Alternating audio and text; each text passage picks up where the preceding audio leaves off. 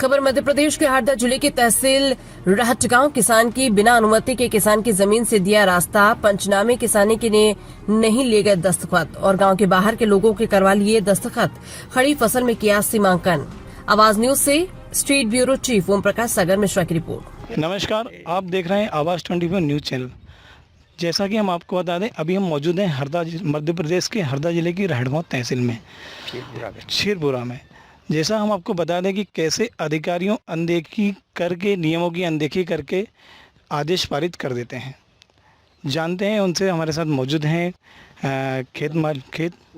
पूनम चंद जी, जिनके अर्जुन कुमार जी, जिनके रास्ते खेत में से रास्ता। नमस्कार जी। हम तहसीलदार साहब ने ज़बरदस्ती, जबकि इसमें कोई रास्ता नहीं होने के बावजूद भी ज़बरदस्ती रास्ता निकाल दिया। अच्छा। जबकि इसमें कोई रास्ता नहीं है लिखा, यानी कि रिकॉर्ड में कोई रास्ता नहीं है इस ज़मीन के अंदर। अच्छा।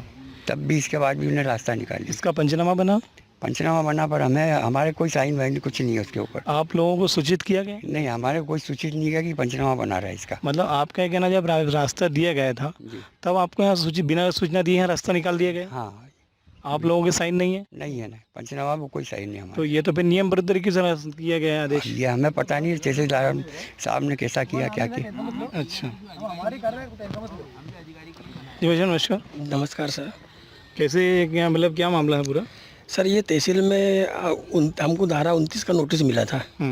तो उस अतिक्रमण जब हमारा है ही नहीं तो फिर हमें नोटिस क्यों दिया? और हमने जो भी जवाब दिया तहसीलदार महोदय को, तो उन्होंने हमारे किसी भी कागज़ पे कोई सुनवाई नहीं की। धड़ाधड़ कागज़ निरस्त करता चला गया। और इसके बाद उनने मतलब 8 तारीख को हमारे को पेशी दी।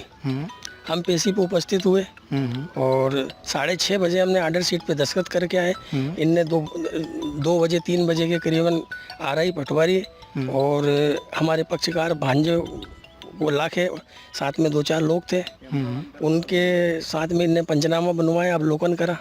हमको कोई सूचना नहीं है। हमने जब पढ़ा, पटवारी जी ने कहा कि इसमें कोई भी ऐसा कोई नहीं लिखा कि रास्ता दी जाए या ना दी जाए।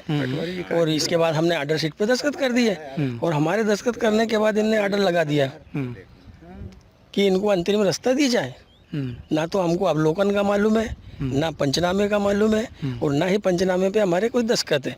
और ना ही हमसे ये पूछा गया कि मतलब हम इसमें से रास्ता दें या ना दें।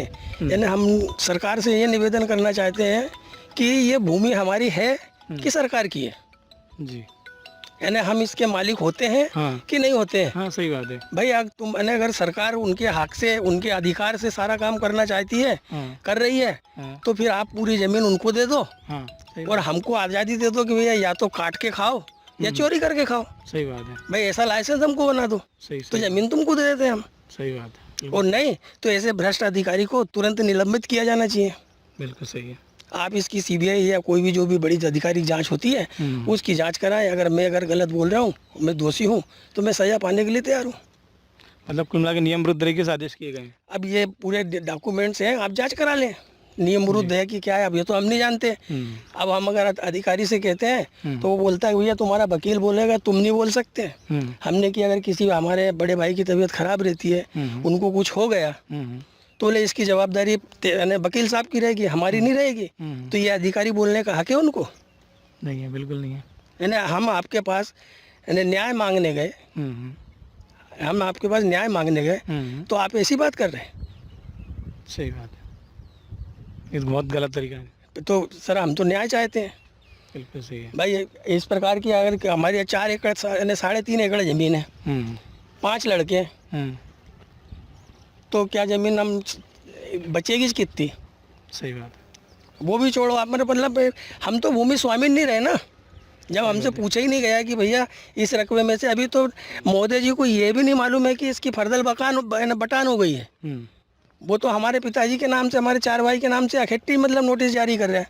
जबकि वो ज़मीन जिस ज़मीन में से दी है वो एक भाई का फर्दल बटान हो गया, उनके हिस्से की ज़मीन है। तो हम 3 भाई की तो बेइज्जती कर रहे हो सर हम। सही। हमको नोटिस देखें। सही बात है। और इसके बाद मतलब यानी मोदी जी से बात करो तो वो कहता है कि आपका वकील बात करेगा। बोले कुल मिला के नियम विरुद्ध तरीके से कार्रवाई की जा रही है। हमारा ये निवेदन है कि ये निरस्त किया जाए और हमको यानी विधिवत तरीके से। न्यायालय में मामला लिपित है? हाँ है। कहाँ पर? हरदा कलेक्टर के पास था।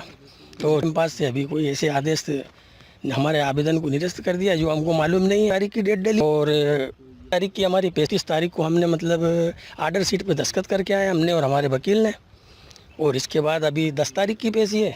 इससे पहले ये आदेश कैसा निकल आया बाहर, जैसा कि आप बता रहे कि 10 तारीख की पैसे फिर आदेश कैसे हो गए? हाँ, तो ये भी नियम रद्द हुआ फिर? अब ये तो सरकार जाने नियम विरुद्ध है कि सही है। अगर 10 तारीख की अगर आपकी अगर 10 तारीख की पैसे दी गई है, आप जैसा बता रहे हैं उस हिसाब से, तो फिर अभी आदेश कैसे हो गए? अब ये महोदय जी बता सकते हैं ये आदेश कैसे हुए। इस विषय में एसडीएम साहब से सिर्फ चर्चा करेंगे। जी सर, क्योंकि हमने तो सिर्फ 29 तारीख की पेशी थी हमारी।